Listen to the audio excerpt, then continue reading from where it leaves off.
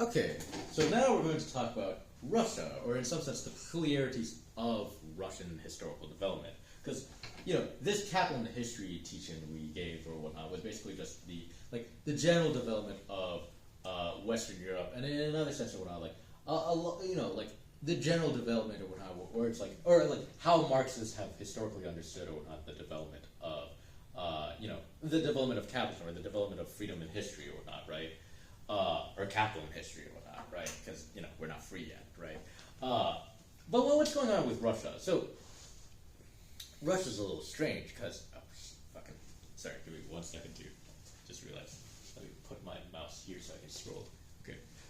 So, what's going on in Russia or whatnot, right? Because Russia's a little peculiar or whatnot, because unlike Europe or whatnot, Russia is underneath much more poorer conditions or whatnot. The environment of Russia or whatnot, Russia has less resources or whatnot, right? Russia has a much, much, much slower development or whatnot.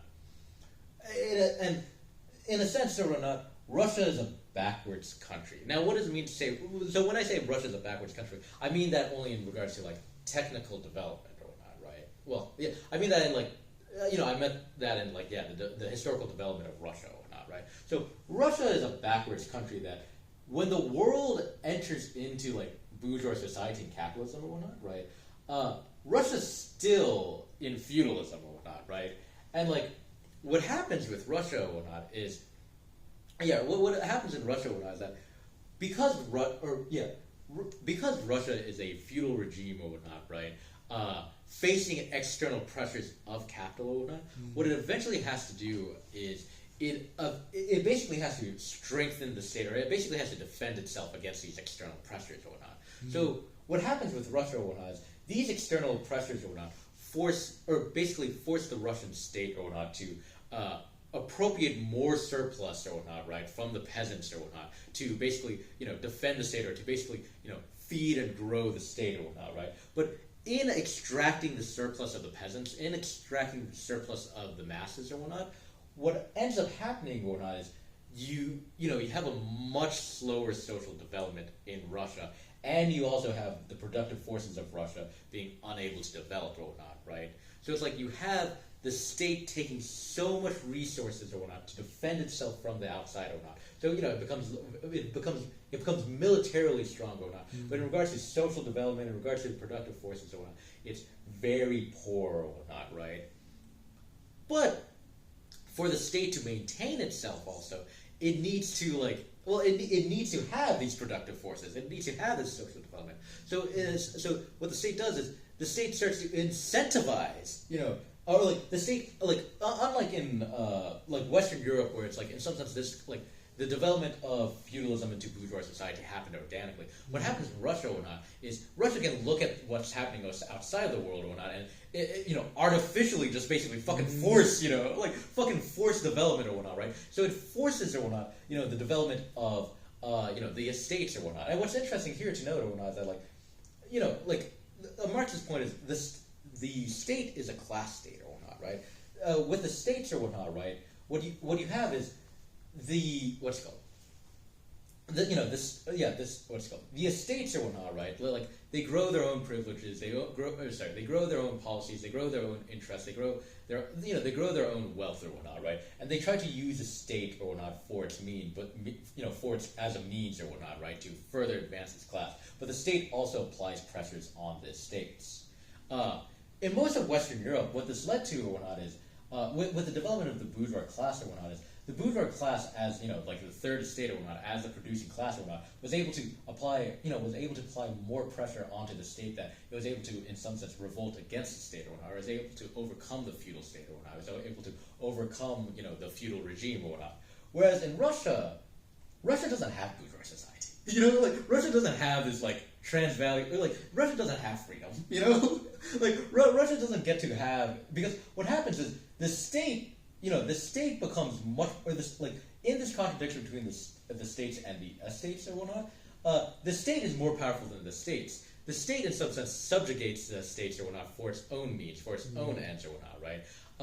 So it's you have a very small. So you have you basically don't have, you have a very, very, very, very small bourgeois class in Russia or whatnot, that's basically unable to develop. You have this mass peasantry or whatnot, in which their surplus is being taken up or whatnot by the Russian state. But you also have the Russian state trying to force development, so you do have the growth of a proletariat in Russia or whatnot. But capital in Russia or whatnot it's just fucking it develops miserably, because it's trying to defend itself from these external pressures or whatnot. But it's the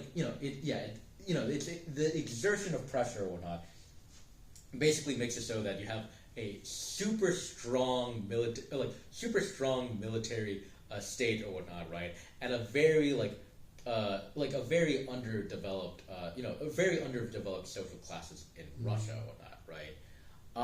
But there's nuance to this because Russia is picking up the technical development of the world or whatnot. It is picking up the most advanced development that's going on in the world or whatnot, right? Even if it has, in some sense, this kind of underdevelopment or whatnot, right? So what you start to see, and also I guess something that I should note or whatnot is Russia or whatnot, in order to bring capital inside of it because it doesn't have it barely has bourgeois class. Russia basically, during this time or whatnot, right, is basically a semi-colonial nation or whatnot, right? It's basically getting exploited by a bunch of foreign capital or whatnot, right? So it's interesting to know that the bourgeoisie aren't even really in Russia; they're outside of Russia or whatnot, right? So you have a foreign bourgeoisie, and then you have a mass peasantry class, and you have a very increasingly growing proletariat class or whatnot, right? So, yeah, I'm trying to think of, because there's one other note that I want to make here. So, yeah, I talk about the state makes use of the estates, but the estates try to apply pressure to the estates. The one last point, so Western Europe, the state tries to, force development. I guess the one last point here was, so in Russia, there's this idea that Trotsky makes a very unique point here on how whereas a lot of people in Russia whereas a lot of people look at Russia and say, oh, Russia will need to go have a bourgeois revolution before it has a proletarian revolution, or it must people are saying Russia must have a bourgeois revolution led by the bourgeoisie. Trotsky's point is well, what bourgeoisie or whatnot, right? Trotsky's point is there's a bourgeoisie here, but they're insignificant or whatnot. And insofar as the Russian absolutist state or whatnot has such a military and financial might or whatnot, or the Russian absolutism has such a military and financial might or whatnot, the Russian liberals are just intimidated to actually start a revolution or whatnot. However, there's a contradiction here, which is because in Russia or whatnot, in some sense, capitalism becomes a child of the state or whatnot, rather than the state becoming a child of capitalism or whatnot, as it is in Western Europe or whatnot, where it's you have you have the advent, or you have the overthrow of feudalism, and then you have the advent of bourgeois society, and then capitalism, and then the state created in the face of capitalism or for the needs of capitalism or whatnot. What you have in Russia or whatnot is you have the capitalism coming from the state or whatnot, right? So this opposite development. But a note here or whatnot is so Russia. Okay, so Russia, you have this military and financial might of the Russian state. You have this super strong military. You have this super strong absolutist authoritarian regime or whatnot. But something that should be noted here is Marxism understands that as the state stands more and more above society or whatnot, you have a greater need for the revolution because you have more discontents with society, because as the state becomes increasingly something that's separated from society or whatnot, where people don't even associate themselves with the state or whatnot, right? You have more discontent with society or whatnot, and you have, you basically have this need for revolution or whatnot, right? So, I guess, do people see this contradiction of you have a super strong, powerful state, but you also have the alienation of the state from society or whatnot, so you have the necessity, or you have the need for revolution, or you have mass discontents, boiling over or whatnot for a revolution or whatnot, right? Yeah, I'm trying to. Yeah. Okay, I'm trying to think. I could get into the towns and capital or whatnot.